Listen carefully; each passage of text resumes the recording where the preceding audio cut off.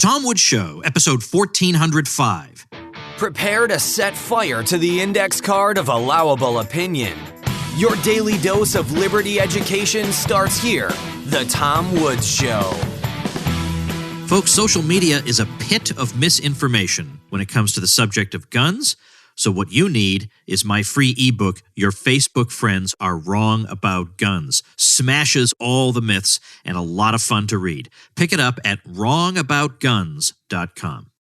Hi, everybody. Tom Woods here. Richard Gamble is back with us today. He's got a brand new book being released tomorrow, the day after I'm releasing this episode. So this is May 14th, 2019. The book is coming out May 15th. It's published by Cornell University Press, and it's called A Fiery Gospel, The Battle Hymn of the Republic and the Road to Righteous War. Very interesting study. Richard Gamble is a professor of history and holds the Anna Margaret Ross Alexander Chair in History and Politics at Hillsdale College. His other books include The War for Righteousness, which we've talked about on this program, subtitle Progressive Christianity, the Great War, and the Rise of the Messianic Nation. Also, another book we've talked about on the show, In Search of the City on a Hill, The Making and Unmaking of an American Myth, and also the book The Great Tradition, Classic Readings on What It Means to be an Educated Human Being. I'll have his book linked and a link also to his faculty page at Hillsdale at tomwoods.com/1405. Now, one quick thing to tell you about, once my conversation with Richard is finished, I do have a really great announcement for you, so definitely stay tuned for that. Richard, welcome back. Thank you, Tom. Great to be here. I've got a bunch of questions I jotted down after reading your book.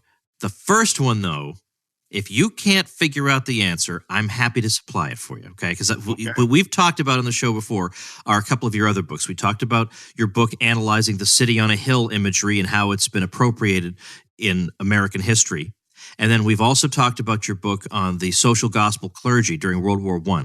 Right. This book, A Fiery Gospel, about the Battle Hymn of the Republic, I think can be easily situated alongside these because there's a common strain running through all these works. I now leave it to you, Richard Gamble, to identify for us what that common strain is. You're very perceptive, and this is a strange experience for me because as I look back now, take this retrospective glance, I see much more continuity in my work than I probably realized was there. Well, they all deal in some way or another with civil religion. They all touch on the confusion between the church and the state, theological confusion. They all deal with heresy. Take your pick, Tom. Yeah, so in other words, the appropriation of biblical language, concepts, metaphors, for the purposes of the American, regime or American society or American government or Wars. Whatever, or some kind of privileging of the United States over the other countries of the world. Yes, absolutely. All right. And so as we'll see with the Battle Hymn of the Republic, that work is not by any means confined just to 1861 to 1865, that period, just that one war. Right. It has a life of its own, right? Because first of all, there's no specific language in there that would necessarily confine it to use in the 1860s. All right, we'll get to all of this a little bit later. Why don't we start with some biographical information that we might need to know about Julia Ward Howe, who wrote it? Sure. One of my big hopes with this book is to introduce readers to a Julia Ward Howe they have never met before. She has become an iconic figure within the American civil religion itself, a patriotic figure, a celebrated figure for women's rights, for abolitionism, for humanitarianism, for the Battle Hymn of the Republic. But when we look carefully, we discover pretty quickly that we don't know Julia Ward Howe. So I'll give you a bit of a sketch here and try not to drown your listeners in detail. Julia Ward Howe is most closely associated with the city of Boston and abolitionism, transcendentalism, liberal Unitarianism, and there's very good reason for that, and I'll come back to that. But she's actually a native of New York City. She was born in 1819 in Lower Manhattan. Her father was a very prominent banker, very much caught up in the history of the Jacksonian banking question. He was hit very hard by the Panic of 1837. He died shortly thereafter. A very difficult, but also very prosperous life. He was the descendant of some very staunch New England Puritans who settled in Rhode Island. One of his ancestors fought in Oliver Cromwell's army. And he married a Southern belle who had connections actually to Frances Marion in South Carolina. And Julia Ward Howe liked to boast about her ancestry being Puritan and Cavalier, but she's really 100% Puritan, becomes pretty clear. She was born and raised in privilege. She was educated at home mostly. She was even educated by a private tutor who was trained in graduate schools in Germany. She knew many languages. I would say she knew, as an adult, probably 7 languages, including Hebrew. She knew French, German.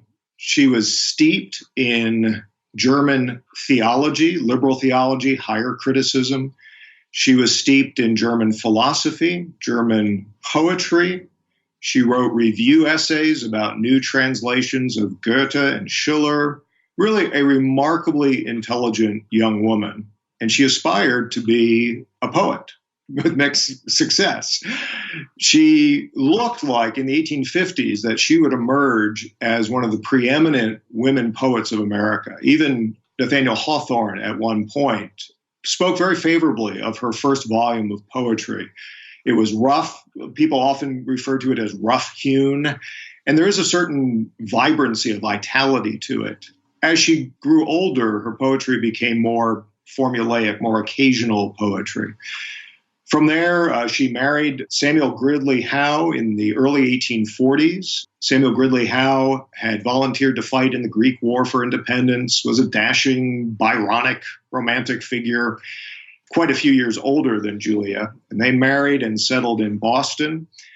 And that was her entry into the world of radical liberal Unitarianism. Your listeners may be familiar with the name Theodore Parker, may, on a chance, be familiar with the name James Freeman Clarke. These were her pastors and close friends. And if you do a little digging about these two men, you discover that she was just immersed. I keep coming to the language of saturation. She was saturated in the most radical theology of the 1840s, 1850s. She knew everybody. She knew the whole Concord Circle. She knew every reformer. She was involved with editing an abolitionist newspaper in the 1850s.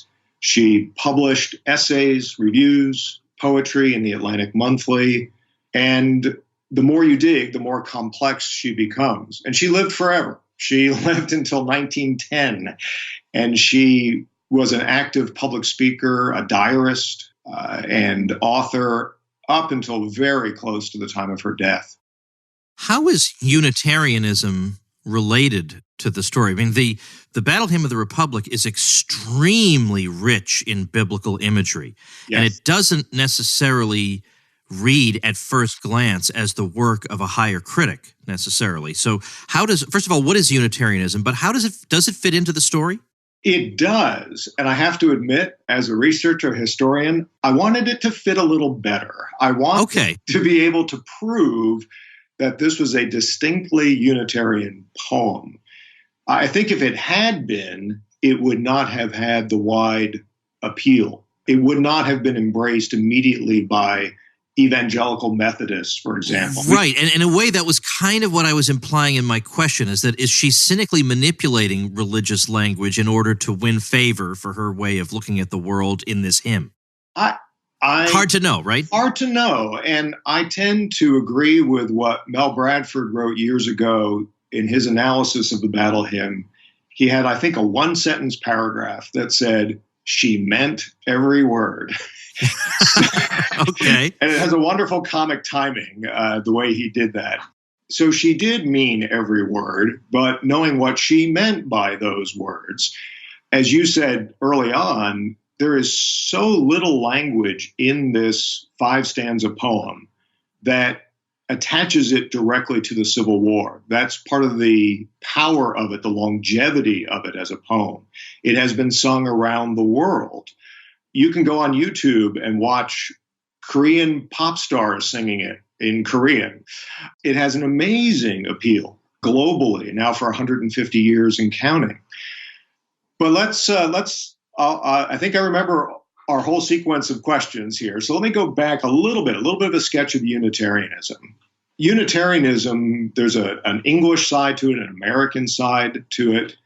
There are Unitarians in the American colonies in the 18th century. There are some among the founding generation. But that older Unitarianism, by and large, as it emerged and flourished in Boston, still retained a belief in the authority of the Bible, still believed in a very high status for Christ as the Redeemer. That's going to be modified. Even though he's not part of the Godhead for the Unitarians, they still have a very high view of him. The older Unitarians still believed that miracles were real and miracles were necessary to attest to the truth of Christianity. So the miracles recorded in the New Testament are authentic verifications of the truth of the Christian message. And in a lot of ways, the older Unitarianism participated in the spirit of the Second Great Awakening, its mainstream Christianity. But Julia Ward Howe plugs in to an avant-garde wing of Unitarianism that becomes corrosive, not corrosive, but it does become corrosive. It becomes explosive, controversial within Unitarianism. And her two pastors, Parker and Clark, the other Unitarian ministers in Boston, refused to have these men preach in their own pulpits. They were ostracized and identified in this way, cast outside of that community. So they became too radical for the liberal movement. And ultimately, Julia Ward Howe denied every basic teaching of the Christian faith. I cannot think of one part of the Apostles' Creed that she would affirm as an adult.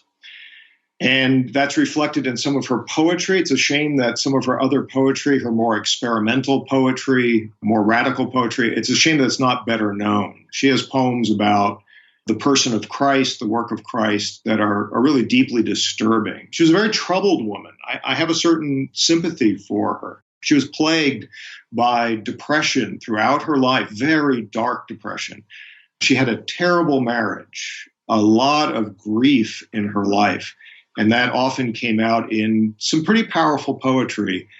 So that's part of that Unitarian world. But when we come to the battle hymn, it is a more, what could we call it, Tom? Is it a more generic Christianity? Is it a more, it's a very vague Christianity, which she is 100% sure that her God, her version of God, is visiting America and the world in divine judgment inside of history, and that the Union cause is a tool of that divine judgment.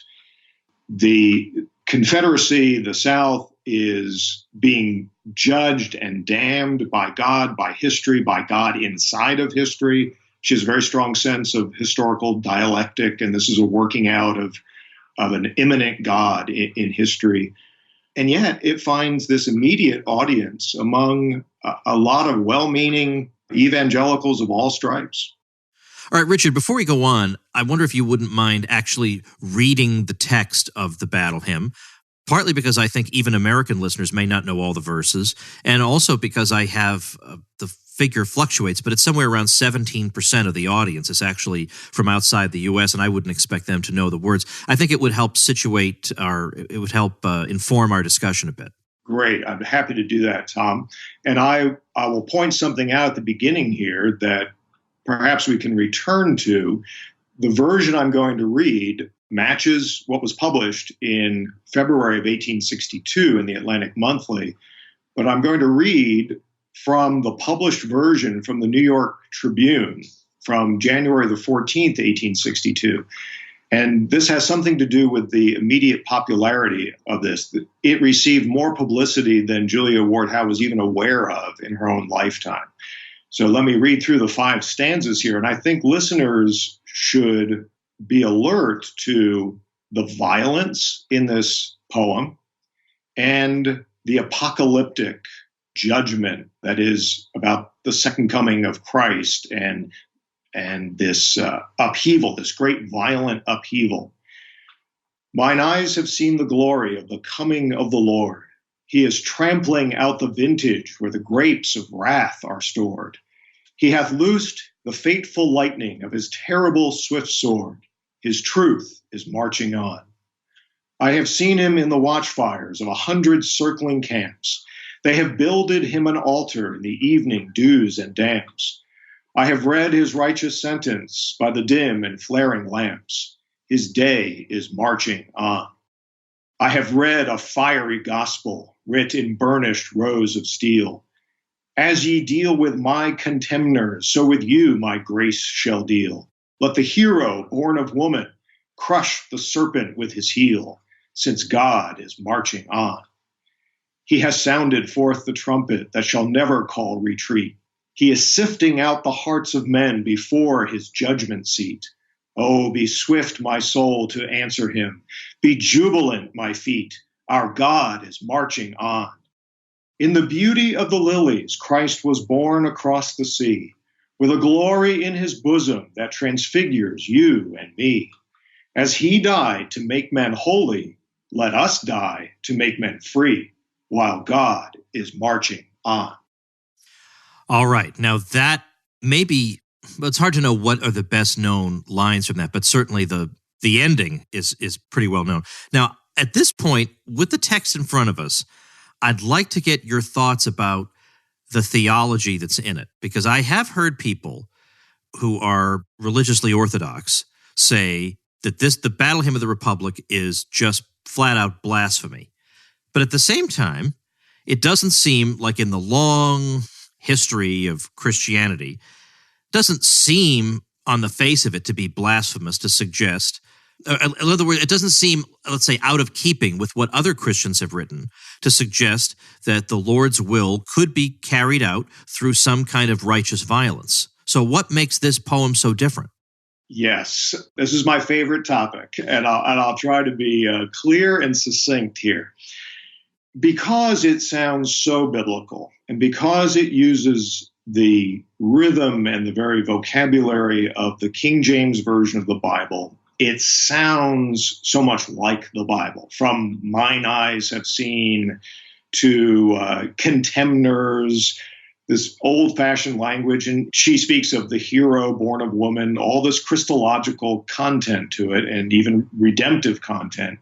It sounds so much like the Bible that everybody knew in America in the mid-19th century. But context matters a lot here. She wrote this poem about what she had witnessed visiting the encampments of Northern Virginia, seeing Massachusetts regiments with her very eyes. And she is arguing here, she is celebrating that she is witnessing. One of the things listeners might find interesting is all the personal pronouns. Mine eyes have seen, I have read, I have read. She is a witness to this, and she is a witness to the judgment of God inside of history carried out by the Union Army. A war for, primarily, this is a war for reunification for her, and that's true of the governor of Massachusetts and others, but also a war to end the institution of slavery, although she says very little directly about slavery in this poem. So the context matters. She believes that the armies of the North are the armies of the Lord. It is as if she is witnessing the armies of Joshua or the armies of Gideon in the Old Testament carrying out a decree of Almighty God. And the imagery here, what she's doing with the grapes of wrath, and maybe this gets too particular right now, but I think it's very important. If listeners would like to go back to look at the prophet Isaiah and the way that he used the imagery of the winepress of God's wrath, and then look at the book of Revelation, I believe it's Revelation chapter 14, the way that John picks up on that Isaiah prophecy and depicts its fulfillment at the end of history, the coming of God in his righteous judgment, listeners will understand, readers of the book will understand that she is drawing here on some of the most powerful, vivid, violent, blood-soaked language of the Old and New Testament. And if you take that blood-soaked language out of the hands of a righteous God, of the sovereign God of the universe, if you take it out of his hands and put it into the hands of the United States Army, this is where it becomes blasphemous. This is where it becomes very dangerous to think that no matter how right or noble our cause might be here on earth, to claim that this is the will of God being enacted in his righteous judgment, it's a shocking poem. So that image, if I could just draw attention to the second line, he is trampling out. So the Lord, then this is the second coming of Christ, I believe. He is trampling out the vintage where the grapes of wrath are stored. There is blood everywhere in this imagery of the harvest of the grapes and being crushed. She knows what she's doing here, and she is as confident as she can be that her God, her version of God, is achieving his will on the battlefields of Northern Virginia. All right. So that, in a way, does actually call to mind your work on the progressive era and what the social gospel clergy had to say, because they're appropriating biblical language, but also in this case, they're taking imagery that might put us in mind of God giving direct commands in history, and then just more or less assuming that, well, it's kind of like what's going on today, except minus the direct command part. We'll just assume that Lincoln is a good enough stand-in for God himself.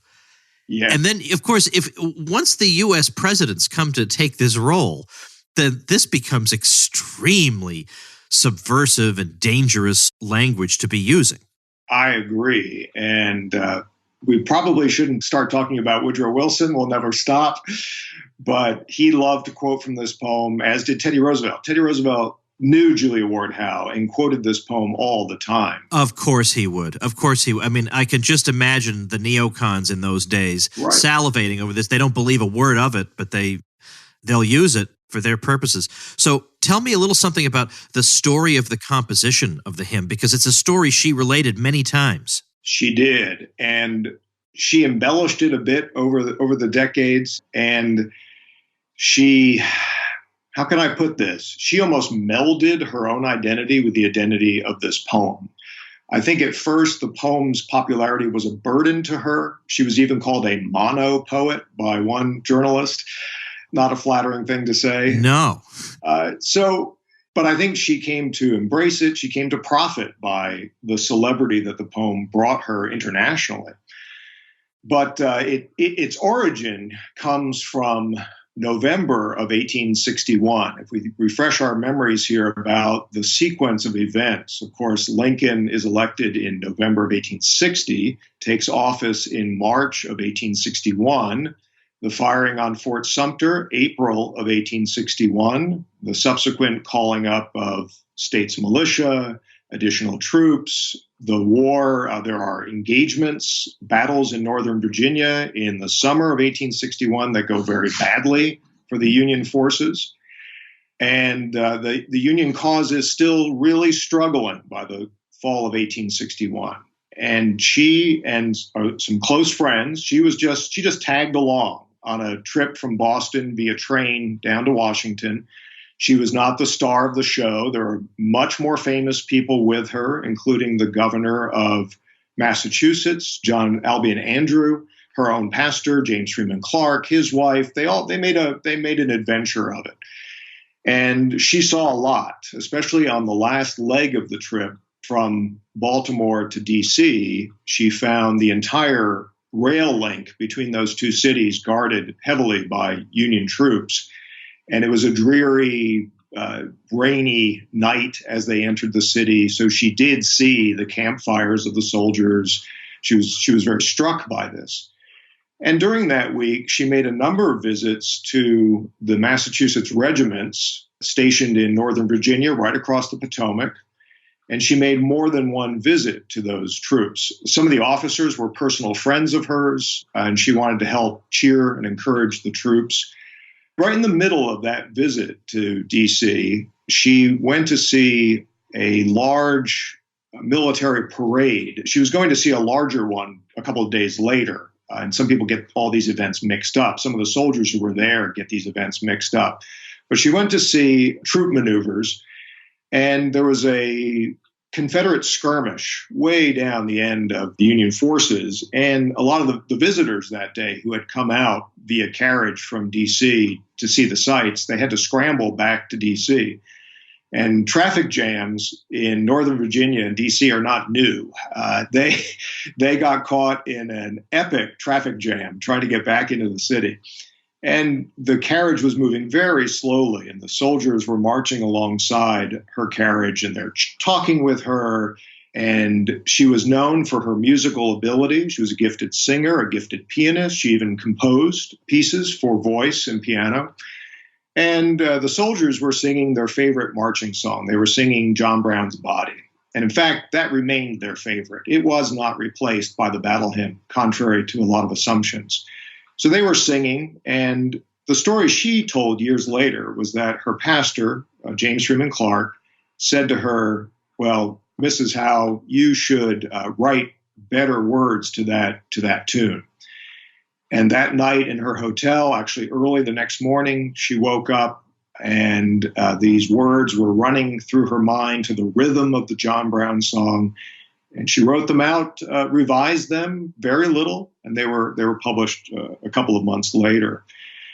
But I am a little suspicious of that story because it turns out that James Freeman Clarke loved the John Brown song. He talked about it in sermons in Boston in that immediate context of those same days. He praised it as the words from the chorus of the John Brown song, "His soul is marching on." And he said, yes, John Brown's soul is marching on. It's marching on now in these Massachusetts regiments. It's marching on in the Union cause.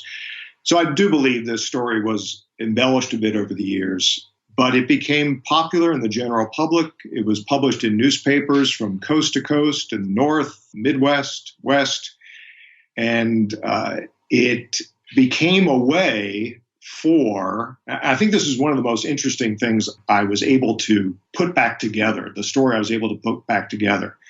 The poem as a symbol, as highly symbolic, evocative language, became a way for people to interpret their war. It became a way to explain the Civil War to themselves, to the world. And it was quoted by politicians very soon, by all kinds of preachers. It was quoted by journalists. We see it everywhere. And it was sung at Lincoln's funeral more than once in that extended those extended observances of his death. And as you mentioned early on, it just keeps showing up as a way to explain every one of America's wars down to the present day. All right, folks, we're going to take a quick break because I have to help you make the easiest decision of your life. The miracles and wonders of the internet have sometimes made it hard for us to perceive truly amazing things because they happen all the time. Imagine if somebody came up to you 30 years ago and said, "I'm going to give you access for free to 28,000 classes that will help you become a more valued and therefore less likely to be fired employee, or a more fulfilled hobbyist, or frankly, somebody who can build his own business." So I've got a site that'll teach you languages or programming or design or business or, well, you name it. We'll teach it to you super efficiently. Most of these are not classes that go on for 12 weeks, 5 hours a day. Some of them are an hour and a half or whatever, very short, but they pack a punch. You can learn really super specific skills or really broad skills, whatever fuels your curiosity, creativity, or career. Well, we have that now, and it's called Skillshare. And because you're a Tom Woods Show listener, you can get 2 months of access to over 28,000 classes at Skillshare when you head over to Skillshare.com/Woods free. So go join the millions of folks already learning on Skillshare and get 2 months for free at Skillshare.com/Woods free. That's Skillshare.com/Woods free. All right, as we wrap up, let's do just a couple more questions relating to precisely that. Let's first of all start with the process of how it becomes, in effect, adopted during the war itself. What does that process look like?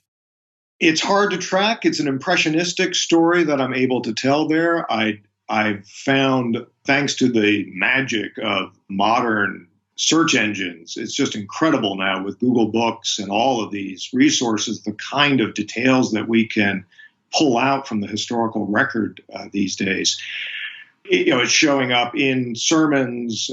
As I mentioned, it's showing up in speeches. It's showing up in published versions. Music publishers in Boston bring out editions of it very quickly and pair it with the chorus of the John Brown song, a little bit adapted, but people recognized immediately that it matched the John Brown tune.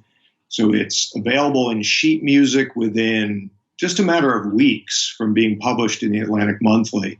And it starts showing up in hymnals very quickly. Hymnals for the use of congregations, hymnals for the use of young people's groups, for the use of the Union troops. So it's being sung all over into 1863, 64, 65. And then by the early 1870s, Julia Ward Howe is going on the lecture circuit. She had an agent, and she maintained a very active public speaking career across the United States and even internationally. She lectured in Paris, she lectured in Athens, she lectured in Istanbul, Constantinople, and the poem just expanded and expanded and expanded. And it reappeared in future wars so predictably. It became, and how we know that this happened. It is very hard to say how something like the Battle Hymn actually acquires its symbolic power. I think that's beyond the grasp of any historian, but we can watch it happening. We can watch Julia Ward Howe taking the Bible and turning it to her own purposes, and then we can watch future generations taking the Battle Hymn of the Republic and applying it in turn to future wars. In 1898, as the Senate and House are debating the war resolution to enter the Spanish-American War, suddenly the Battle Hymn of the Republic appears on the front pages of newspapers all over the country without comment, as if it were some self-evident truth that you must start singing the Battle Hymn of the Republic again because America is going to war. So after that, I remember seeing in your book the discussion of the preparedness movement around the time of World War I. It's Teddy Roosevelt who wants to resurrect it at that time. So it's resurrected during World War I. It's resurrected during the Cold War. What does that look like? At that point, it is a bit far removed from its historical context. But as we've said, the words to the hymn are not tethered to any one historical episode, so it can be called into service. But after a while, it would seem anachronistic. It's shocking to me that they're still using it.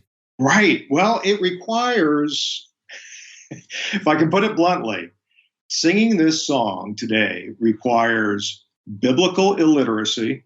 And when this was still part of living memory into the late 19th century, early 20th century, editors, newspaper editors, magazine editors were still debating the exact meaning of the precise words and where did they come from in the Bible. But as that generation passes away, the poem is cut loose from any theological, philosophical, historical context. And as you've mentioned, the poem is surprisingly Well, it's general. If you know what she's writing about, it's very specific. But if you step back, there's no North, no South, no Virginia, no Washington, D.C., not the name of a single general or the name of a battle. And if it weren't for that, it would not have survived being a period piece, a curiosity. I draw a connection to Lincoln's Gettysburg Address from 1963, written 2 years after the battle hymn. He achieves the same thing in the Gettysburg Address. There is no North, no South, barely an allusion to slavery.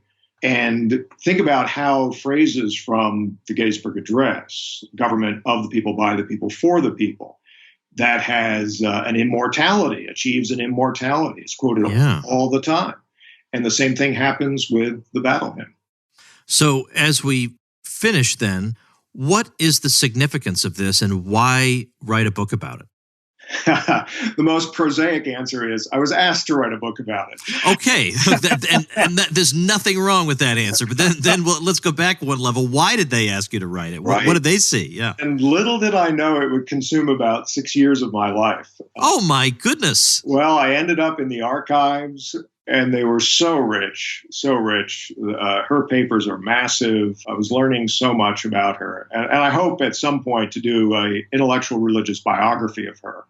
Nobody knows any of this material about her, and that needs to be put together. Well, I wrote it to contribute to a series from Cornell University Press called Religion in American Public Life.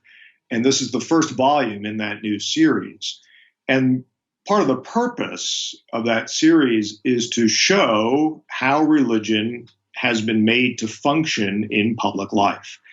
And I was asked by one of the series editors, just casually said, have you ever thought about writing a book about the Battle Hymn of the Republic? And I thought, oh, that fits in with what I do. I could do that. And here we are in 2019. And I think I have emails about this all the way back from 2012. So it's been a long, long haul.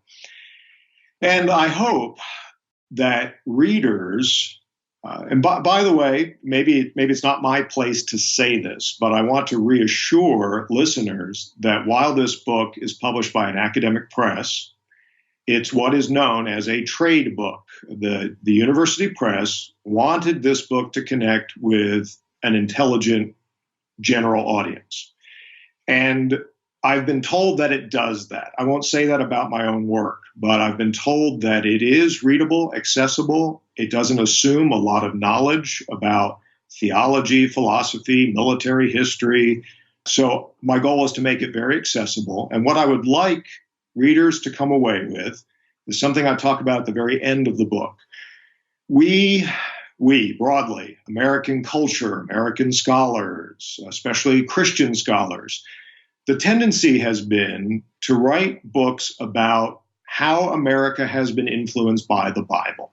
And they go back and look at George Washington, Tom Paine, Abraham Lincoln, Woodrow Wilson, Franklin Roosevelt. And we always ask that question. Wow, look at what a big influence the Bible had on all these famous people. I turn that question inside out. I turn it around. I am much more interested, and I think we learn more by asking the question, what have Americans done to the Bible? Now that's a good question. Thank you. I think dozens and dozens of books could be written with case studies of what America does to the Bible. For instance, Tom Paine, by the time he's done with the book of 1 Samuel, it's unrecognizable. So we need to be alert, and I would appeal. I think there's something for everyone to learn from this, Christian, non-Christian. But I would hope that Christians who take their faith seriously, take their Bible, their church seriously, ought to be on guard. And I hope this book puts people on guard, and they will do a better job policing the boundaries between the United States of America and the kingdom of God. We need to remind ourselves constantly of the difference between those two things. And one is temporal and one is eternal. And incidentally, when you're talking about examples of this, You have many examples drawn from popular culture and from what ordinary people do. We think about bumper stickers comparing the American soldier to Christ. That goes all the way back to the Progressive era, and that's still being done. And for the record, Julia Ward Howe is a card-carrying progressive in every way imaginable. No doubt, no doubt. Or these billboards that I'm seeing about how Trump has finally brought God back into the White House, and what on earth is going on here? So I do want to say that the book, as I know from personal experience, is indeed quite readable, quite accessible. But another thing that you need to say when you tell people that it's from an academic press is that, thank goodness, it's not $475 like a lot of these books. I was so happy with the price when I saw it. It's like a normal book. That's great. It is. And it's available in Kindle and hardback. Find it on the usual places, Amazon. And I hope people enjoy it and learn from it. Well, I will have it linked up on our show notes page for today, which will be tomwoods.com/1405. And Richard, I know you're heading out of the country for about a month today, so safe travels and thanks for your time. Thanks, Tom. I always enjoy talking to you, and I learn from our conversations, and I thank you for the opportunity you give me to articulate my thoughts. The pleasure is entirely mine. All right, folks, here's a great announcement. Our documentary, The Housing Bubble, which will be followed by a second documentary right on its heels, The Bigger Bubble, is being released officially June 26th, 2019, which also happens to coincide with the New York City premiere of the documentary. We'll be doing a screening of it, and at that screening, we will have immediately afterward a panel featuring just an absolute stellar lineup of top-notch financial commentators. Gene Epstein, formerly of Barron's, Peter Schiff, Jim Grant, of course, one of the best, Grant's interest rate observer, and David Tice, famed investor, will join me for a conversation about the film and related issues after the screening. So it's just a tremendous event. If you're anywhere near the New York City area, you'll want to be there. Otherwise, you can, of course, get the film to view privately. The page where you can get tickets for the New York City event, if you look around on it, you'll see also a way that you can order the documentary itself. It's very, very well done, loosely based on my book, Meltdown. And it's the kind of thing that people need to see, because the next time there's some downturn, it'll also be blamed on deregulation. So you got to smash this at every possible opportunity. So the link is tomwoods.com/NYC, tomwoods.com/NYC. I'd really love to have you guys there. We're going to have a great time, and it'll be nice to get a chance to meet you afterward. So do please attend if you can, tomwoods.com/NYC. If not, please pick up your copy, pre-order it, and I hope you enjoy it. All right, that's it for today, everybody. Thanks for listening. Become a smarter libertarian in just 30 minutes a day. Visit tomwoods.com to subscribe to the show for free, and we'll see you next time. Like the sound of The Tom Woods Show? My audio production is provided by Podsworth Media. Check them out at podsworth.com.